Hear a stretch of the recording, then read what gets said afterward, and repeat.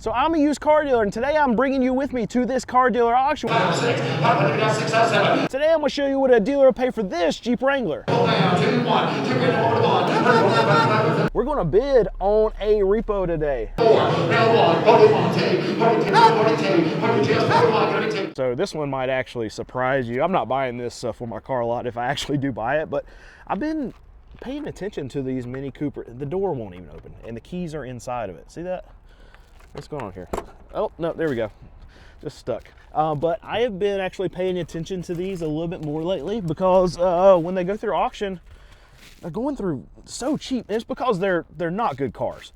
And their transmissions, the automatic transmissions are absolute garbage, but this one's not. This one's a 6-speed. It is a manual transmission, but the only reason I even want to look at this is because I've seen some of them go through auction for like $600. It's because dealers don't want to touch them, and for good reason. But if we can look up and actually find one that that is halfway decent, that just needs minimal work, might be a cool thing to throw in the garage, right? All right, keys in it. Let's see what happens. Well, it tried to crank, and it did.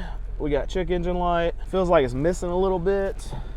Anyway, I'm gonna scan it and see what happens. All right, I said I was gonna scan it, but I left my scanner in the car. See, I'm out of practice here. I'm usually just coming here to film a video and not even thinking about buying cars or checking out cars, but that's what I'm doing today. So you need a scanner, you need a computer if you're actually going to do that, Brandon, and it doesn't help you any if you leave it in the freaking car. All right, now we got it. Now we can actually scan this car and see what's going on with it. All right, so what we got, I'm using my scanner here, is we've got this P10EA, which my scanner doesn't pick up as the code.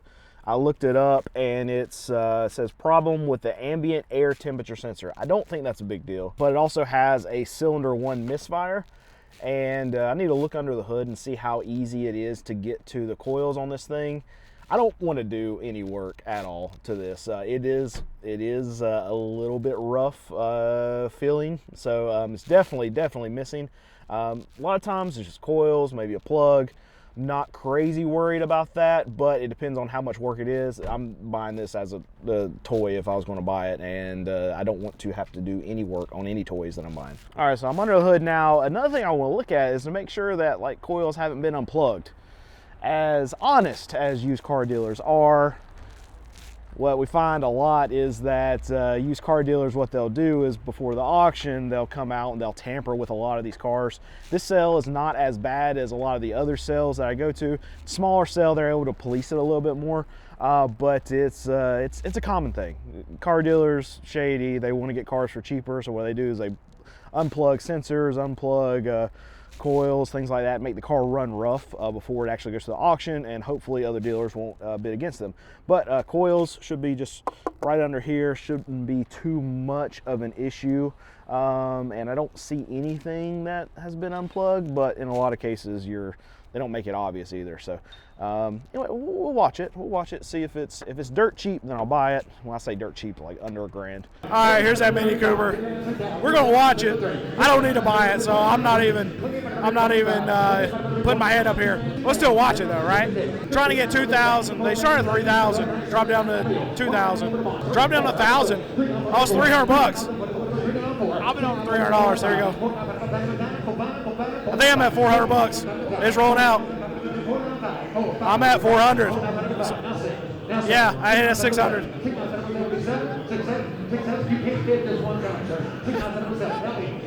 All right, I'm at it at $800. 8, phone call, number 1, to me. I hope I don't get it. So what I typically do at this auction when I'm going through, there's not a ton of cars here. You can see this is a smaller auction. This is one we go to weekly, but I just start at the top of the line and go all the way down to this side, and then go to the next lane, and then go to the next lane, and then go to the next lane, and just walk through the cars.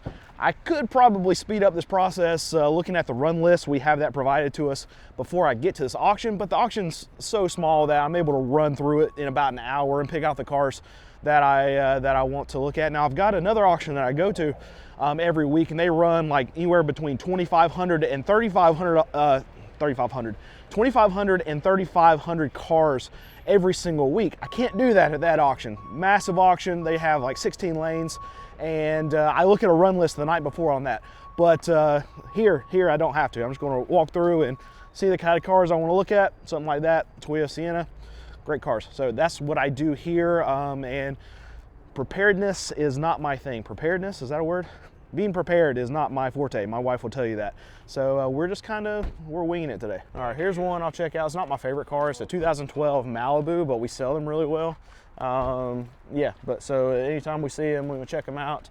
This one's already got a strike on it too, just for it being a Malibu. And oh, that seat. You know what? I don't want to deal with this. See, this seat is sunk in. So the problem is there's a rail that's in there and it's very uncomfortable to sit on. And this is something that we're not just going to easily, like, we can't just fix that with a sensor, plug it in, whatever. We would actually have to go in and buy a brand new seat for that, and that's something I don't even want to do. So even if the car is perfect mechanically, a customer's not going to buy that because that bar is just sticking right up in the middle of their place where they sit. So so it's just not going to be able to be sold like that, because if you sit in it and you're not comfortable, you're not going to buy it. So that one just going to pass on that one. All right, let's check this one out. It's a Wrangler. It's a 2013. It's got 175,000 miles. I really like the color on it. And if you look, you can see the frame is easily exposed because of the lift. Not any rust. No, not even the starting of really any oxidation that I can see back. But it looks good. I really like. I mean, I love this color. It's cool. It's not bright. It's not.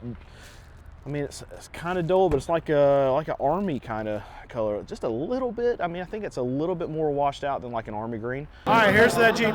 Trying to start at $9,000. No bids, no bids. Dropped all the way down to $4,000. All right, we got bids coming in: 41, 42, 43, 44, 45, 46. What I don't like is that it's automatic. I think on a Jeep like this, for me, that hurts it, because I would rather have a manual transmission in a Jeep. But either, I mean, this is for the lift that it has, the wheels that it has on it, I feel like this Jeep is in much better shape than you would expect, especially with it being 12 years old. It's got 175,000 miles. This one didn't go out in the woods very often, I wouldn't think, even though it's got a winch on the front of it. But anyway, we'll check it, see what a dealer paid for it. Started out way too low, up to 5,000, 51, 52, 53, 54. Rolling out, still bid on it. 55, 56, 57, up 6,000, 61, 62. 62 is not going to get it done. Oh, they sold it, 6,200. That's a good deal, I think. Yeah, that's a good buy. On top of repos and new car dealer trades that come here, there are also independent dealers that actually dump a lot of cars here at this auction as well. But I don't buy those cars. I don't even look at those cars, because if that dealer, small independent dealer like myself, couldn't sell it on their lot, what makes me think that I'm going to be able to sell it on my lot? So there's either something highly undesirable about the cars that they bring here to dump, or there's something massive that needs to be fixed on that lot that they just didn't want to deal with. So all the cars that you see up there, those 2 or 3 rows, the 3 rows that are on the other side of this front row right here. But once we get past all of those, I walk down here, I don't even crack a door on any of these cars, because they're all independent car dealers, just like myself. And these are not cars that I am going to buy, and I don't even want to waste time with them. So we don't have a lot of cars on our list today, but I'm not desperate, so I'm not gonna buy somebody else's problem. That's what all of these cars in this line right here, that's what they are. They're problems. So a lot of these cars out behind me right here, they're all repos, or at least they're from a big buy here, pay here dealer. Some of them are going to be trade-ins, but a vast majority of these are going to be repos. I don't really like buying them. So a car has to look on the outside almost perfect for me to even get inside of it as a repo, because I know these cars have been dogged, they've been trashed, and people who aren't going to pay their car payment, why would they take care of it? They're not going to take care of the car, right? So they're not doing maintenance, they're not doing anything like that. So these are cars I typically just stay away from. We'll buy maybe 1 out of every 10 that we even check that's a repo. It's something I just typically stay away from. And I can tell you, this whole row right here is they're from that buy here, pay here dealer. They're the what I would think most of them are repos. I didn't even get in one of them. Like, I don't even want to, and I don't have a lot of cars on my list today, and I still don't even They scare me. All right, so ladies and gentlemen, you might be experiencing a very, very rare occurrence at the moment. Got in this Explorer, it's a repo. Sounds good, feels good, power steering's fine, transmission, no clunks, no nothing like that. Scanned it, no problem codes, no incompletes. It will pass inspection at the moment. Transmission got scanned. The thing that I like about Fords is if they are going to have any kind of issues with their transmission, they'll actually send transmission codes to the scanner to that I can figure that out before I even have to drive the car or not. There's some other makes, models that will not throw problem codes even if their transmission's completely ripped out. GM is one of those where the transmission can be completely neutraled out, where none of the gears, all the gears are completely stripped, and it won't throw a code. But Ford is not that way. It'll actually throw codes well before the transmission is going to be bad, and this one's not throwing any. So we're going to bid on a repo today, and we're going to see if we can get it and for a good price, and hopefully we will not regret it. All right, here we go. This Explorer's coming through. I'm gonna bid on it. Get back here where the auctioneer can see me. He tried to start $6,000. Nowhere close on that. Yeah, I'm at 23. I'm at 25. I think I'm at 27. I'm at 29. 31. 33.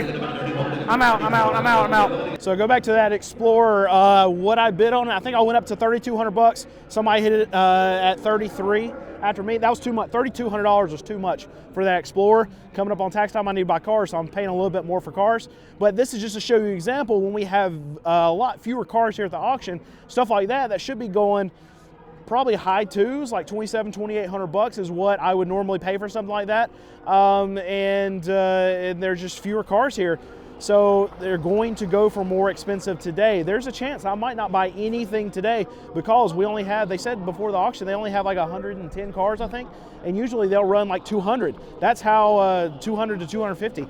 That's how many cars that we don't have here at this auction day because trade-ins aren't coming in. And it's hurting guys like me because if we want cars, we got to pay more for them. And there's a number of dealers here that are fighting for a limited supply of cars that are actually coming through the auction. It's frustrating. And you can tell my words are getting tied up because I'm aggravated.